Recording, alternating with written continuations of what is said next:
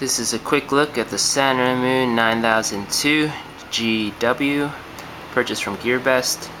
This is another medium-sized offering from Sanrenmu, which they've recently released, and it's a nice knife.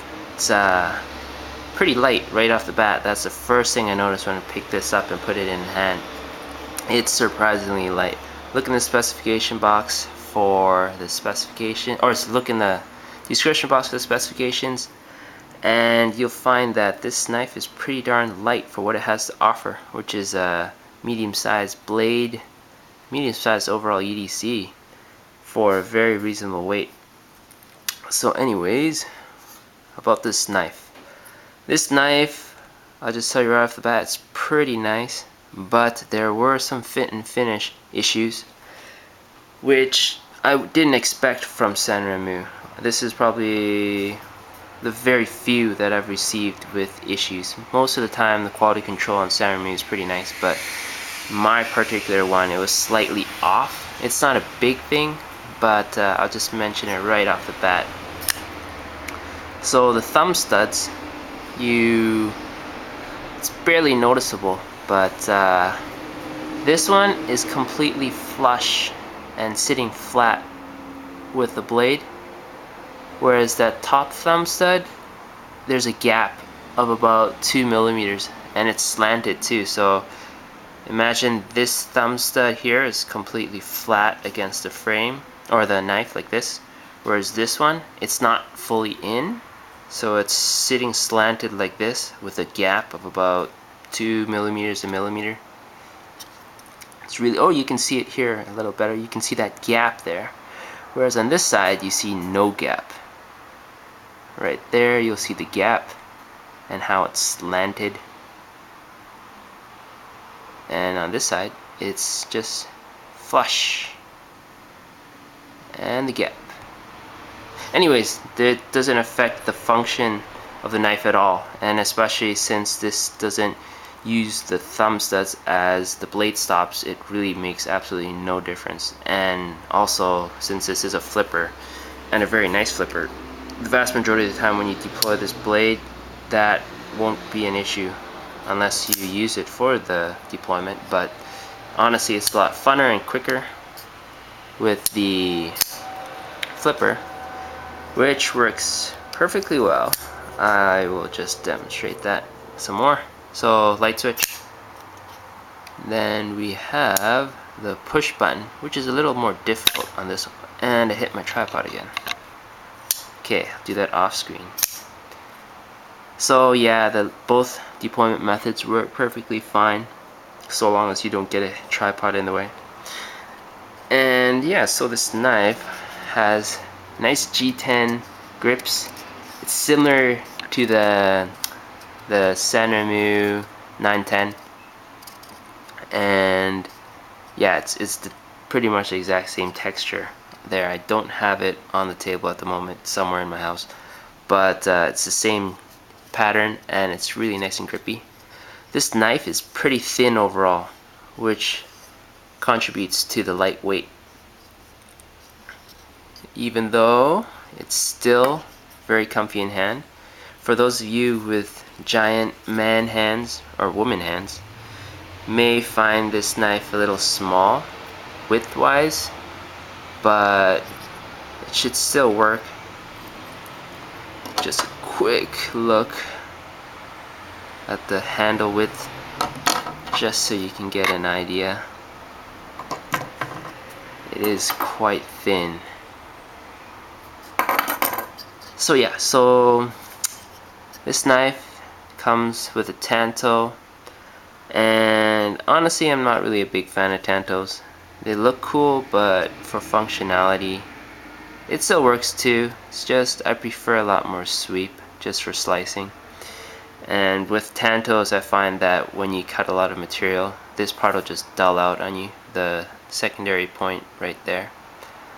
So it's a little bit different when you're sharpening a knife with a tanto blade, but it's not too difficult. I just prefer a regular sweeping drop point or Bowie style blade, but this one is perfect perfectly functional. It's a satin finish.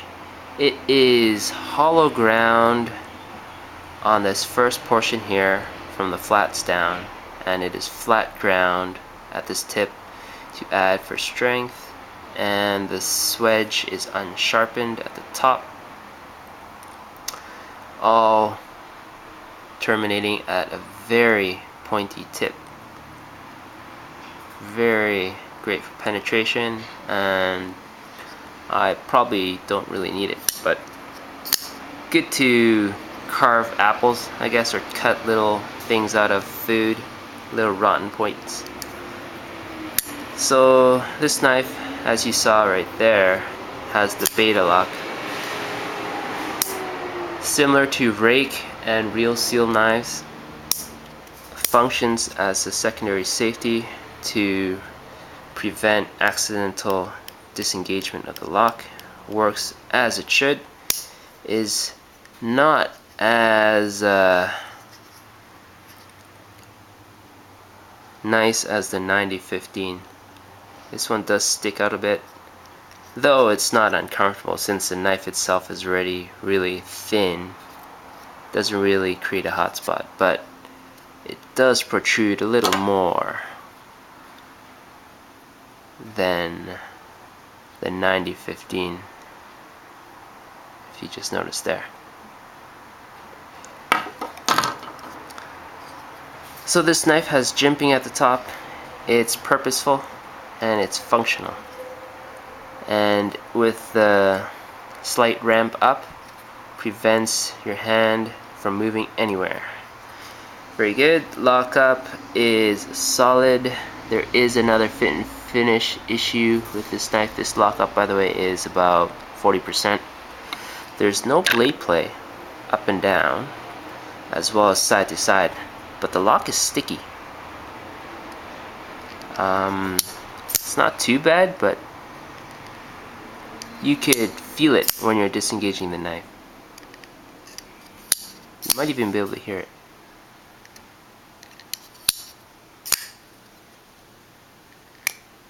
Yeah, right there. It's a little sticky. Not a huge deal. There's no blade play, so I really don't care, but it is a little sticky. There is a sharpener's choil right there. Well done. Lanyard hole for paracord and what have you. It's a flow-through design with pillars, 2 of them, and there are some skeletonization on the knife on the frame side. Just right here there's one, and at the back, the very back on the lock bar side. On the G10 side there is no skeletonization, however. If you look through there, it's completely flat, not milled out, but G10 itself is relatively light compared to steel anyway, so, and this knife is pretty light. Doesn't probably need it, but it would always be nice. The pocket clip with this knife looks nice, functions well.